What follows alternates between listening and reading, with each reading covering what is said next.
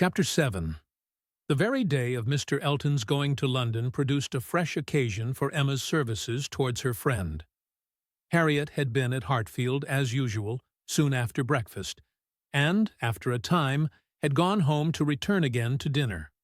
She returned, and sooner than had been talked of, and with an agitated, hurried look, announcing something extraordinary to have happened, which she was longing to tell.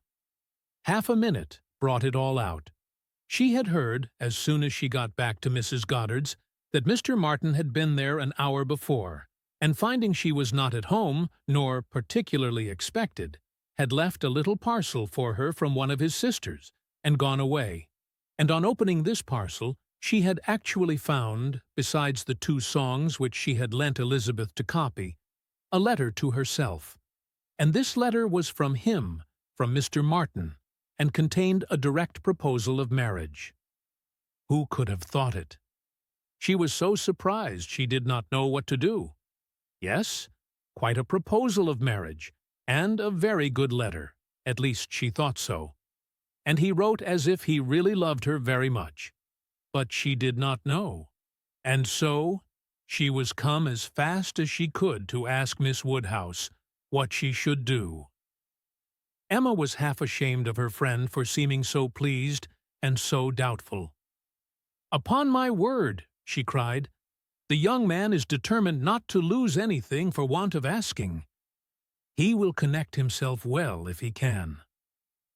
"Will you read the letter?" cried Harriet. "Pray do. I'd rather you would." Emma was not sorry to be pressed. She read, and was surprised. The style of the letter was much above her expectation. There were not merely no grammatical errors, but as a composition it would not have disgraced a gentleman. The language, though plain, was strong and unaffected, and the sentiments it conveyed very much to the credit of the writer. It was short, but expressed good sense, warm attachment, liberality, propriety, even delicacy of feeling. She paused over it, while Harriet stood anxiously watching for her opinion, with a "well, well," and was at last forced to add, "Is it a good letter, or is it too short?"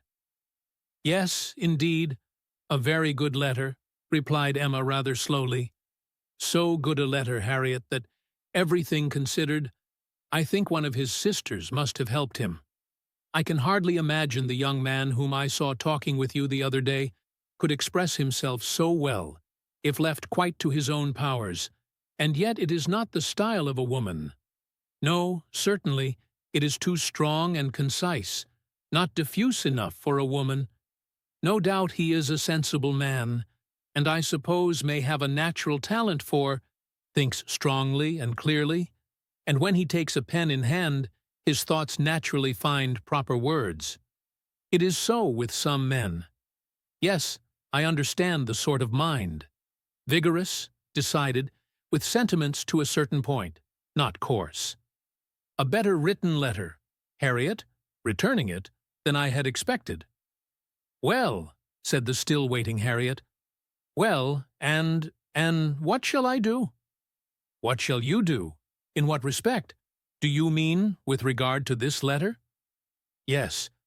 But what are you in doubt of? You must answer it, of course, and speedily." "Yes, but what shall I say? Dear Miss Woodhouse, do advise me." "Oh, no, no. The letter had much better be all your own. You will express yourself very properly, I am sure. There is no danger of your not being intelligible, which is the first thing. Your meaning must be unequivocal, no doubts or demurs, and such expressions of gratitude and concern for the pain you are inflicting as propriety requires will present themselves unbidden to your mind, I am persuaded. You need not be prompted to write with the appearance of sorrow for his disappointment." "You think I ought to refuse him, then?" said Harriet, looking down. "Ought to refuse him? My dear Harriet, what do you mean? Are you in any doubt as to that? I thought, but I beg your pardon, perhaps I have been under a mistake. I certainly have been misunderstanding you, if you feel in doubt as to the purport of your answer. I had imagined you were consulting me only as to the wording of it." Harriet was silent. With a little reserve of manner, Emma continued, "You mean to return a favorable answer, I collect." "No, I do not. That is, I do not mean, what shall I do? What would you advise me to do? Pray, dear Miss Woodhouse, tell me what I ought to do." "I shall not give you any advice, Harriet. I will have nothing to do with it. This is a point which you must settle with your feelings." "I had no notion that he liked me so very much," said Harriet, contemplating the letter. For a little while, Emma persevered in her silence. But beginning to apprehend the bewitching flattery of that letter might be too powerful, she thought it best to say, "I lay it down as a general rule, Harriet, that if a woman doubts as to whether she should accept a man or not, she certainly ought to refuse him. If she can hesitate as to yes, she ought to say no directly. It is not a state to be safely entered into with doubtful feelings, with half a heart. I thought it my duty as a friend, and older than yourself, to say thus much to you. But do not imagine that I want to influence you. Oh, no, I am sure you are a great deal too kind to, but if you would just advise me what I had best do— No, no, I do not mean that. As you say, one's mind ought to be quite made up. One should not be hesitating. It is a very serious thing. It will be safer to say no, perhaps. Do you think I had better say no?" "Not for the world," said Emma, smiling graciously. "Would I advise you either way? You must be the best judge of your own happiness. If you prefer Mr. Martin to every other person, if you think him the most agreeable man you have ever been in company with, why should you hesitate? You blush, Harriet. Does anybody else occur to you at this moment under such a definition? Harriet, Harriet, do not deceive yourself. Do not be run away with by gratitude and compassion. At this moment, whom are you thinking of?" The symptoms were favorable. Instead of answering, Harriet turned away confused, and stood thoughtfully by the fire. And though the letter was still in her hand, it was now mechanically twisted about without regard. Emma waited the result with impatience, but not without strong hopes. At last, with some hesitation, Harriet said, "Miss Woodhouse, as you will not give me your opinion, I must do as well as I can by myself, and I have now quite determined, and really almost made up my mind, to refuse Mr. Martin. Do you think I am right?" "Perfectly, perfectly right, my dearest Harriet. You are doing just what you ought. While you were at all in suspense, I kept my feelings to myself, but now that you are so completely decided, I have no hesitation in approving. Dear Harriet, I give myself joy of this. It would have grieved me to lose your acquaintance, which must have been the consequence of your marrying Mr. Martin. While you were in the smallest degree wavering, I said nothing about it, because I would not influence, but it would have been the loss of a friend to me. I could not have visited Mrs. Robert Martin, of Abbey Mill Farm. Now I am secure of you forever."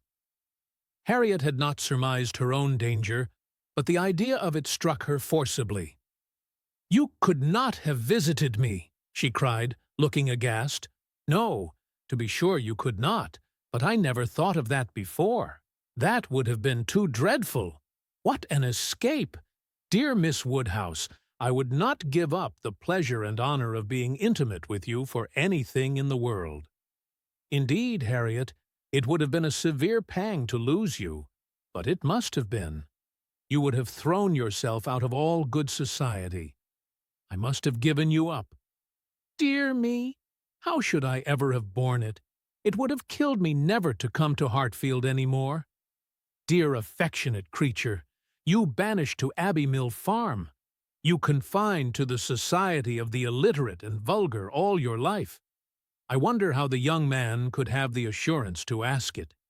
He must have a pretty good opinion of himself, I do not think he is conceited either, in general, said Harriet, her conscience opposing such censure. At least he is very good-natured, and I shall always feel much obliged to him, and have a great regard for, but that is quite a different thing from, and, you know, though he may like me, it does not follow that I should, and certainly I must confess that since my visiting here I have seen people, and if one comes to compare them, person and manners, there is no comparison at all. One is so very handsome and agreeable. However, I do really think Mr. Martin a very amiable young man, and have a great opinion of him, and his being so much attached to me, and his writing such a letter.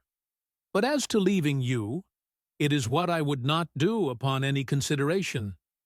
Thank you, my own sweet little friend. We will not be parted. A woman is not to marry a man merely because she is asked, or because he is attached to her, and can write a tolerable letter. Oh, no, and it is but a short letter, too.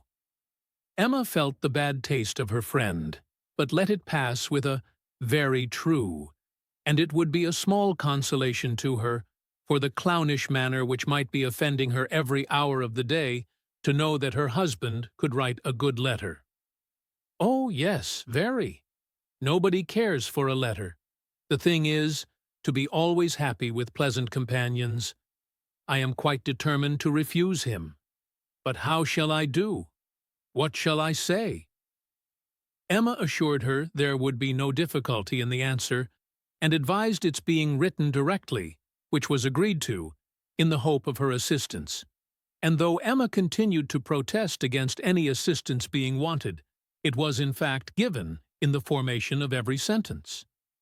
The looking over his letter again, in replying to it, had such a softening tendency that it was particularly necessary to brace her up with a few decisive expressions, and she was so very much concerned at the idea of making him unhappy, and thought so much of what his mother and sisters would think and say, and was so anxious that they should not fancy her ungrateful, that Emma believed if the young man had come in her way at that moment, he would have been accepted after all.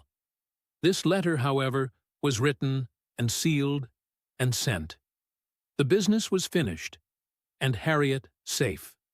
She was rather low all the evening, but Emma could allow for her amiable regrets, and sometimes relieved them by speaking of her own affection, sometimes by bringing forward the idea of Mr. Elton.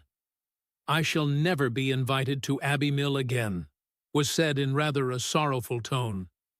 "Nor, if you were, could I ever bear to part with you, my Harriet. You are a great deal too necessary at Hartfield to be spared to Abbey Mill. And I am sure I should never want to go there, for I am never happy but at Hartfield." Some time afterwards it was, "I think Mrs. Goddard would be very much surprised if she knew what had happened. I am sure Miss Nash would, for Miss Nash thinks her own sister very well married, and it is only a linen draper. One should be sorry to see greater pride or refinement in the teacher of a school, Harriet. I dare say Miss Nash would envy you such an opportunity as this of being married. Even this conquest would appear valuable in her eyes. As to anything superior for you, I suppose she is quite in the dark. The attentions of a certain person can hardly be among the tittle-tattle of Highbury yet. Hitherto I fancy you and I are the only people to whom his looks and manners have explained themselves." Harriet blushed and smiled, and said something about wondering that people should like her so much. The idea of Mr. Elton was certainly cheering, but still, after a time, she was tender-hearted again towards the rejected Mr. Martin. "Now, he has got my letter," said she softly. "I wonder what they are all doing, whether his sisters know. If he is unhappy, they will be unhappy too. I hope he will not mind it so very much. Let us think of those among our absent friends who are more cheerfully employed," cried Emma. "At this moment, perhaps, Mr. Elton is showing your picture to his mother and sisters, telling how much more beautiful is the original, and after being asked for it 5 or 6 times, allowing them to hear your name, your own dear name. My picture, but he has left my picture in Bond Street. Has he so? Then I know nothing of Mr. Elton. No, my dear little modest Harriet, depend upon it the picture will not be in Bond Street till just before he mounts his horse tomorrow. It is his companion all this evening, his solace, his delight. It opens his designs to his family. It introduces you among them. It diffuses through the party those pleasantest feelings of our nature, eager curiosity and warm prepossession. How cheerful, how animated, how suspicious, how busy their imaginations all are. Harriet smiled again, and her smiles grew stronger.